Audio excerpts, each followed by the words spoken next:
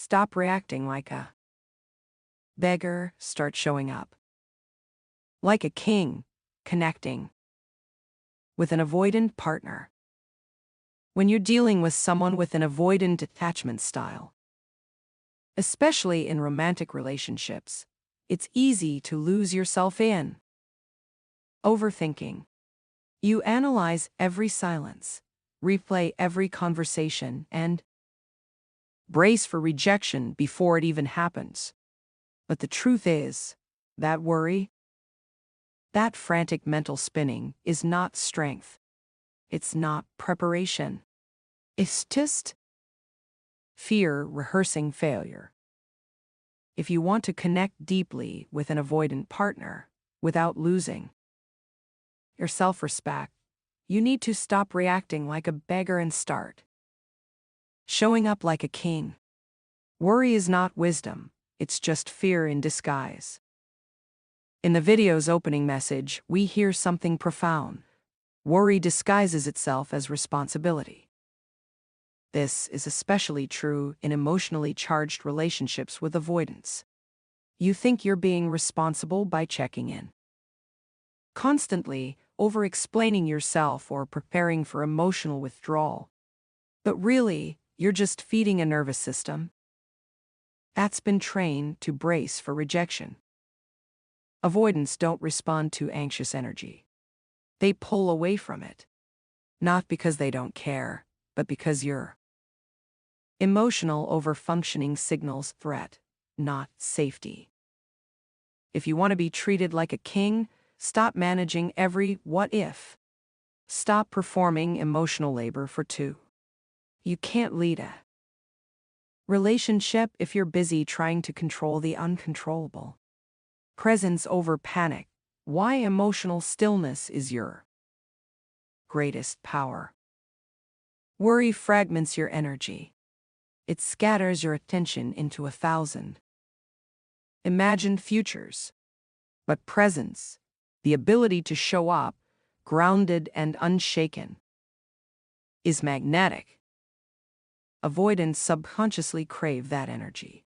Not someone who needs constant reassurance, but someone who remains calm in chaos, who doesn't collapse at the first sign of distance. When you drop the overthinking, you become more precise, more deliberate. You speak less, but every word carries weight. That's king energy.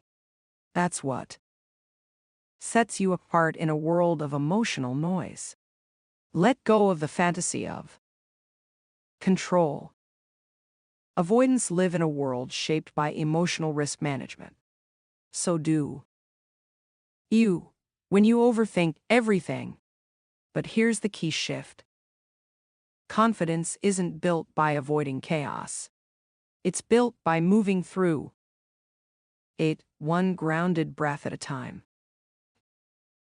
You don't need to predict the outcome. You just need to trust that you can handle whatever happens. That belief is not arrogance. It's mature, masculine detachment. You don't cling. You don't chase. You receive, like a king on his throne. You observe before acting. You don't reach for what's pulling away. You command presence by standing still. Peace is not passive, it's selective power. Most men confuse peace with passivity, but true peace isn't the absence of emotion. It's the refusal to be ruled by fear. Most of the time, it's not the situation that overwhelms you, it's the story you've attached to it.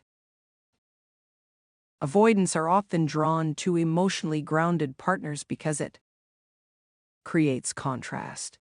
If you mirror their anxiety with your own, you only fuel the push-pull dynamic.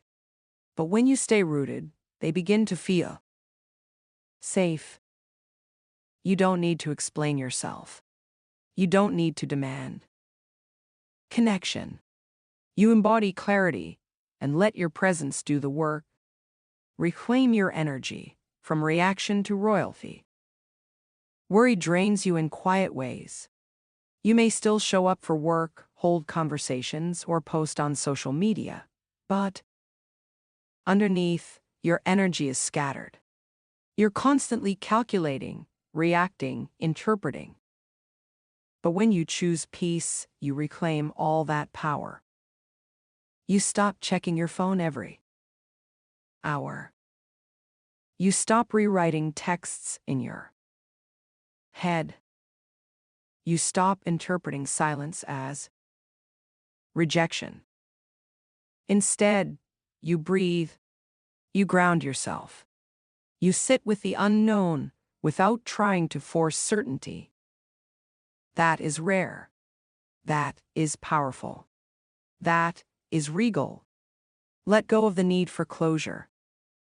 Avoidants often pull away without warning. They don't always explain. They might go silent for days, weeks, even longer. The insecure version of you will chase clarity, demand answers, and beg for emotional cleanup. But the king in you does not. The ability to let things be unresolved, that's a quiet superpower. When you stop seeking closure and instead sit with your own dignity, the dynamic shifts.